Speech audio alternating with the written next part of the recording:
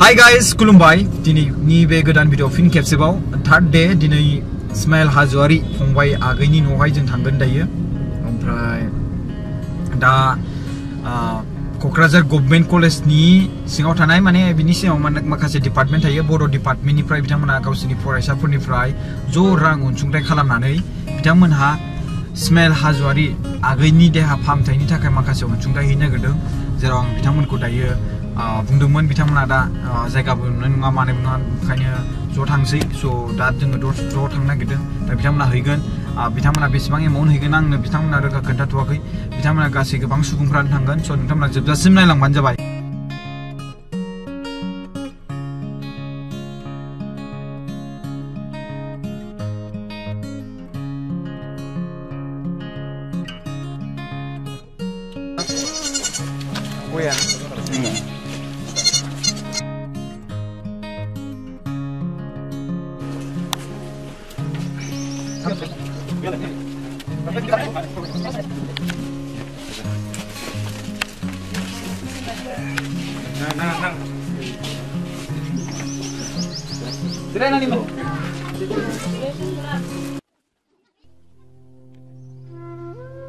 थांबायजों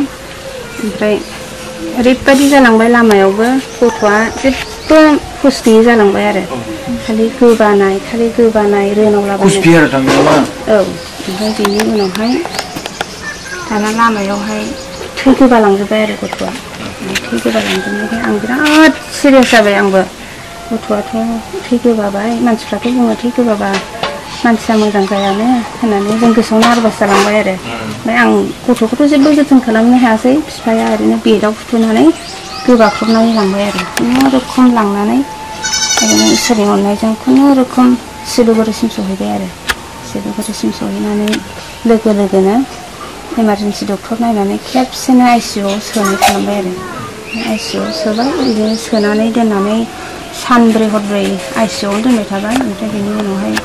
बिदिनो पाइपनो मानो बिदि लगायनानै होजोब्बाय आरो ओमफ्राय सानब्रैनि उनावहाय गथ'आ एसे हुस फैबाय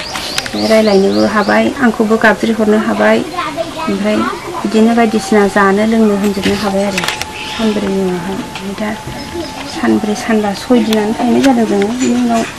मोजाङानो मोजां आरो हरैबो एसे थै सोबावनांबाय थै टिकेट मोननै सोबावनांबाय आरो हजोंबो ओमफ्राय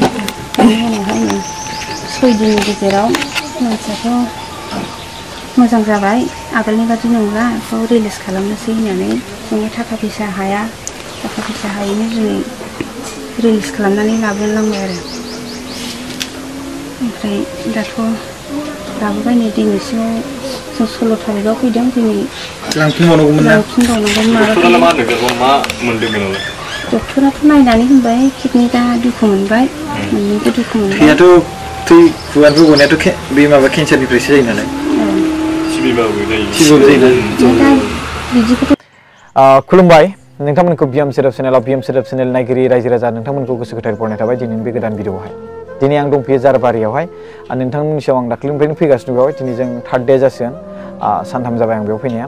जोंहा चिमाल हाजवारी आगैनि जे बेमार जानाय बेखौ नुनानै आंबो गोबां गिख्रांथाव मोनदों आरो लोगोसे आं दिनैसो आरो मोनसे बाथ्रा खोनानो मोनबावदों जे बे आगैनाव सिंनिफ्राय थै गदोंमोन दाख्लैहाय मादैया खोन्थानो रोङासै गाबनानै दुखुजों जाबजों बाट आं दिनै फैनायावहाय मिथिनो मोनदों दिनै जों गोबां सुबुंफोर दंफैयो बेवहाय फरायसाफोर दंफैयो जोंहा क'क्राझार गभर्नमेंट कलेजनि स्टुडेन्टफोर दंफैयो नैबेयाव गासै 10 जन दं आरोना बिथांमोनहा आरो लोगोसे नैबे एमए ना बेयो बिथाङा दा एमए डिपार्टमेन्टनिफ्राय फार्स्ट सेम आरोना बिथाङा दासो क'क्राझार गभर्नमेंट कलेजाव फार्स्ट फैदों नालाय नोंथांनि मा मोनो सोरांसार बसुमतारी बे माखासे बाथ्रा बुंगोन आं बिनि सिगां बुंनो सानदों बिथांमोनहा माखासे अनसुंथाइ होफैनो बेवहाय फैदों बे आगैखौ दुखुखौ नुनानै बे आगैनि देहाया थाबैनो मोजां जाथों होननानै सासे स्टुडेन्ट हिसाबै बा सासे फरायसा हिसाबै बिथांमोना फरायसानि बिबानखौ लादों जेनेबा सासे फरायसाया खैफोदाव दं नङा होमबा बे उन्दैबाबोथ' दायो फरायसायानो नङा होमबा स' फरायसाजों फरायसा बेबायदि मदद खालामलायनायनि मोनसे थिरांथा लादों बिराद मोजां बाथ्रा स' बे माने सोरांसारखौ आङो फंनैसो बाथ्रा बुंनो थिननाय जाबाय जे बिथांमोनहा बेवहाय मा अनसुंथाइ बा मा साबेसे आरो बेसेबांसो एमाउन्ट होनना डनेसन होगोन एसे गोजौ होदों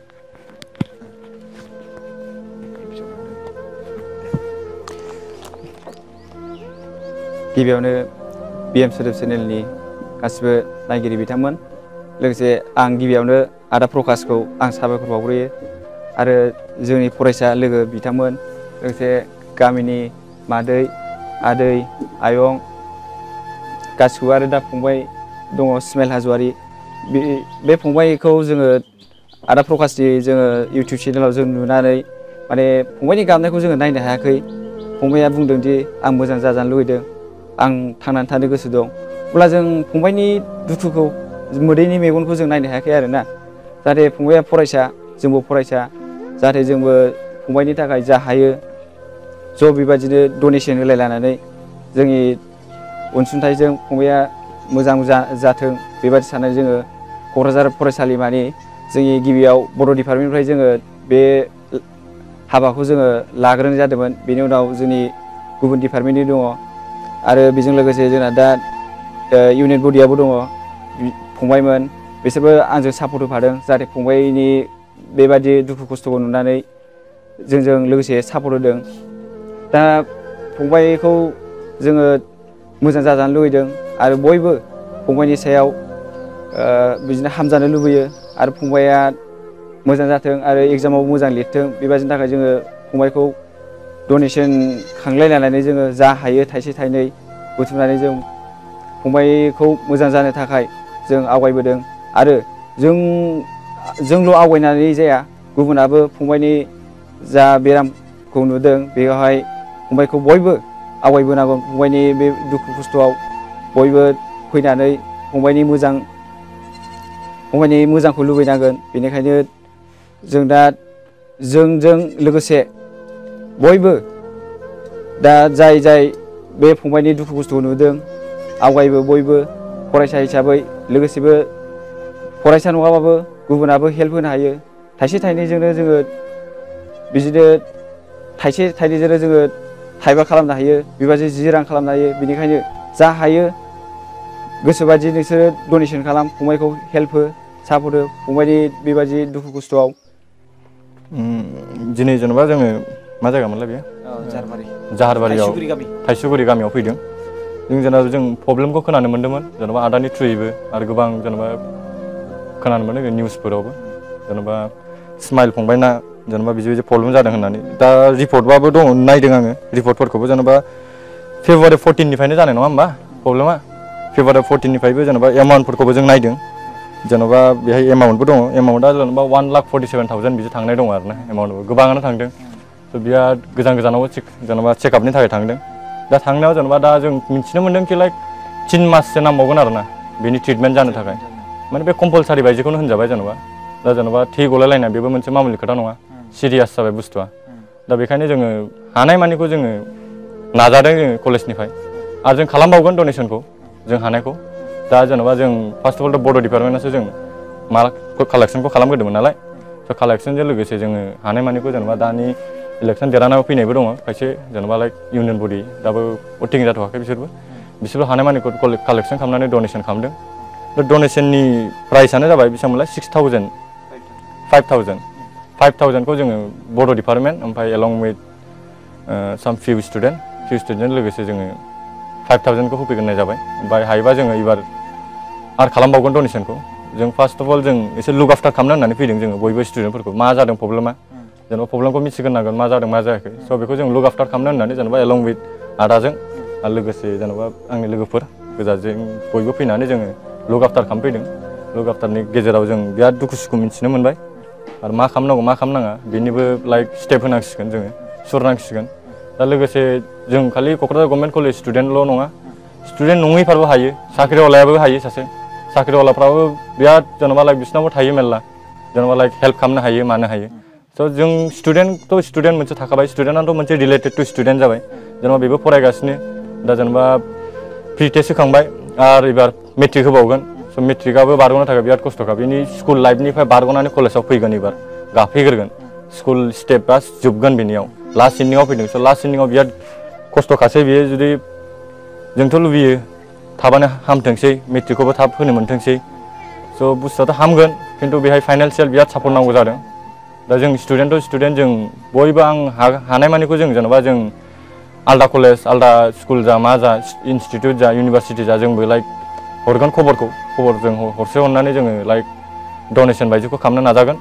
जेनेबा बे फंबायनि थाखाय फंबायनि न'खरनि थाखाय जाहाथे माने फंबाया थाब थाब हामथोंसै मेट्रिकखौबो मोजाङै होथोंसै आरो मानसि गिदिर जाथोंसै स' आं खायसे एमाउन्टफोरखौ खोन्थानो सानदों जेनेबा दासिम 6 दिननि जादों जेनेबा प्रब्लेमखौ बयबो मिथिनांगोन नालाय बुस्थुआ जेनेबा लाइक फाइनान्सियेल प्रब्लेमा बोरै जादों बोरै जायाखै दा बेफोरनि बारै एसे आं डिसक्राइब खालामनो सानो आं बेखौ एसे ओरै देखायना होनो नामा औ नायनो हागोन स्क्रिनावबो होगोन जों बेखौ 1,47,690 आरोना बेथ' जास्ट मोनसे हस्पिटालनिसो आरो गोबां सिगांनिफ्रायनो जेनेबा बङाइगावआव थङाइगावआव ट्रिटमेन्ट खालामबोदों बिसोरबो आरो प्लास मुलिनि खरस दंबावोसो आरो गारि भारा थारि भारा दंबावो स' बेहाय जेनेबा खायसेथ' आं स्क्रिनाव खोन्थानोसै ओमफ्राय खायसे ओरैनो खोन्थानोसै आं एक्सप्लेन खालामसै मारै जादों जेनेबा बेड चार्ज आरोना बेड चार्ज 3,000 हरसेयाव साननैनि 6,000 जाबाय आरोना बियो ओमफ्राय बिदिनो आइसिइउ चार्जबो दङ 6,000 हरसेयाव ओमफ्राय जेनेबा सानब्रैयाव 24,000 जादों आरोना बुस्थुआ ओमफ्राय बिदिनो आरो लाइक डक्टरफोरनिबो दङ कुणाल दास MS MCH बे हरसेयाव 2,000 लायो 6 दिननि ट्रिटमेन्ट जादोंमोन नालाय 12,000 थांदों बेनाबो आरो दा बेहाय दङ डक्टर मानास कुमार दास MD बेबो 1600 लादों आरोना 6 दिनाव बेनाबो 9,600 थांदों स' बे पारामाउन्ट हस्पिटालनि बेसे माफ्रा जेनेबा टटेल एक्सपेन्डिचारफ्रा थ' टटेल एक्सपेन्डिचारा थांनाया जाबाय 1,47,690 थांदों आरोना बे 6 दिनावल' स' बेनि थाखाय आरो 3 मान्थ ट्रिटमेन्ट दंबावो स' आं लुबैयोखि बयबो फुरा क'क्राझार जा आउट अफ स्टेट जा मा जा निउसआ जेरावखि मोना मानि जास्ट हायोबा हेल्प होफैदो हानाय मानिखौ एसेबाबो जा बुरजाबाबो हेल्प मिन्स हेल्पआवनो थाखायो स' बेखौ स्क्रिनावबो होगोन दा बेनि स्कुल फरायनायनि नामानो जाबाय पाटगाव हाई स्कुलाव फरायो जाहारबारि ना जाहारबारि हाई स्कुलाव फरायो जाहारबारि सेन्ट्रेला जाबाय सेन्टार नेमा जाबाय पाटगाव हाई स्कुल एग्जाम होगोन ना दा बेना एग्जामाथ' खय थारिख मोनलाय 15 नामा 15 थारिखआव मार्चनि 15 थारिखआवनो फैगौ दा हामनोथ' 3 मास नांगौ दा जुदि एसेबाबो रिकभार जायोबा एग्जामखौ होनो हागोन आरोना बियो जुदि थाब जुदि लाइक दा थाबथानाया फैसानियावनो थाबथाना दंखायो नालाय दा जोंबो आरो क'क्राझार गभर्नमेन्ट कलेजाव आरो डनेसन खालामबावगोन आरो एलं विथ आदार इनस्टिट्युटजोंबो जों रिलेटेड जानानै जों खनसे फैफिनबावगोन आरो बे फैनाया सियरखासो जोंना बेवहाय आं क'क्राझार गभर्नमेन्ट कलेजनिफ्राय फैनाय स्टुडेन्ट गथ'फोरखौ आंनि गोसो गोरबोजों आं बरायनानै लानायजों लोगोसे हामबायहोनायखौ बयबो जासिग्रोबाय आं बे समावहाय आं मा रावजोंहाय आं बे गथ'फोरखौहाय हामबायहोनो सानदों मानोना आंनि गोसोआ दिनै सौग्लिजोबदों आंनि बे दुखुथिया न'खराव अनजाग्रा फिसाफोरनि समान दिनै आंनि बे फिसानि दुखुनि समाव नायफैनायनि थाखाय आं मा बाथ्रा बुंनो आं गोसोआनो थानो हायाखै आरो आंखौ हेफाजाब होनायनि थाखाय आंनि बे बेमारखौ फाहामनो थाखाय रां होफैनायनि थाखाय रोजा रोजा साबायखर थाबाय गभर्नमेन्ट कलेजनि फंबायमोन आरो नानिमोन दंफैयो बेखौ खोन्थाखाबायानो दिनै बिथांमोनहा जि अनसुंथाइ रां होगोन बिथांमोनहा बुंबाय दा दिनै मादैयाबो गावनि जि गोजोननाय जासिनाय बे बाथ्राखौ बुंबाय दा मथथे बे बाथ्राया बिराद दुखुनि सम आरोना अब्लाबो जोङो गावजों गाव रेसपेक्ट होलायनाय जि मदद होलायनाय रिलेसन थालायनाय बे गोनांथार स' दिनैहाय आं जिखिनि अनसुंथाइ होनो लादों बिथांमोनखौ आं खावलायो जे बिथांमोनहा बे आगैनो रांखौ गथायना होयो सोरां फंबायखौ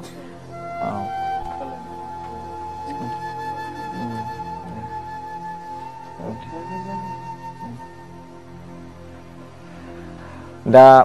बेवहाय जोंहा सोरां फंबाया होबाय बेखौ ओमफ्राय दायो आं बेखौनो बुंनो सानगोन जे बिथांमोननि जि टीम जे बेयाव फैदों बिथांमोना गारि खरस खालामलायनानै फैदों बिथांमोनहा आरो लोगोसे बेवहाय जे माखासे सम दं बिथांमोनहा क्लास लानायनि मानायनि बे समखौबो बिथांमोना दोननानै बेयाव फंबायखौ नायफैबाय बिराद गोसो गोरबोजों गोजोननाय थाबाय आरोना दा दिनै बेफोरनो इउनिटिनि गेजेरजोंसो जोङो खामानिखौ मावजोबनो हायो नालाय दा बिथांमोना बुंदों गावसिनि कलेजनि सिङाव आरो माखासे बडि दंबावो बा डिपार्टमेन्ट दंबावो दा बेफोरजों रायलायबावनानै आरो लोगोसे गुबुन कलेजफोरजोंबो जेरै हमना ला क'क्राझार साइन्स दङ एकाडेमि दङ इउएन एकाडेमि दङ बड'लेण्ड इउनिभारसिटि दं नोंथांमोननि लोगो थानो हागौ नङा होमबा स' बिथांमोना खायसे सोरबा मोनथिजोबा जानांगौ स' बिथांमोनखौ नोंथांमोना हरनो हायो नोंसिनि कलेजनि थ्रुयै आरो मानो होनबा क'क्राझार गभर्नमेन्ट कलेजआनो दा बुंनो थाङोबा मेन जाहैबाय होननानै बुंनो थाङो स' बे हिसाबै नोंथांमोना दा जि बड' डिपार्टमेन्टनिफ्राय जि खामानिखौ लाबाय बिराद गोसो गोरबोजों गोजोननाय थाबाय आरो आं बेयाव फैनायनि थाखाय गुथे रायजो राजाफोर बेवहाय मादैमोन दङ आदामोन दङ बिथांमोना फैदों नायफैदों फैबानो जोंजों फैफाबाय थायो बिनि थाखाय गोसो गोरबोजों गोजोननाय थाबाय आरो गासै कलेजनि फरायसाफोर फंबायमोन आरो नानिमोनखौ आं गोसो गोरबोजों खुलुमनानै आरो आं आखाइ खबजोबनाय थायो जे नोंथांमोना बेयाव फैनानै मदद खालामफैदों बेबायदिनो जाहाथे बयबो माने गोसो गुदुं जानानै बे आगैखौ नायनो थाखाय फैयो बेनो मोनसे आरो मोनसे इउनिटियासो मोनसे खामानिखौ साक्सेस खालामनो हायो नालाय दा आंल' हारसिं फैबा जाया बेवहाय दिनै जों खामानि मावनायजों लोगोसे बेयाव भिडिअ बानायनायजों लोगोसे गोसारजोबनायाव नोंथांमोनाबो नुबाय नङाबाथ' बेखौ नुनाय नङामोन नङा होमबा स' बे मोनसे इउनिटि जाफैबाय दै मोनसे गार्ड मोनसे इउनिटि जालायबाय आरो लोगोसे नोंसोरजों ज' जोंजों दा जि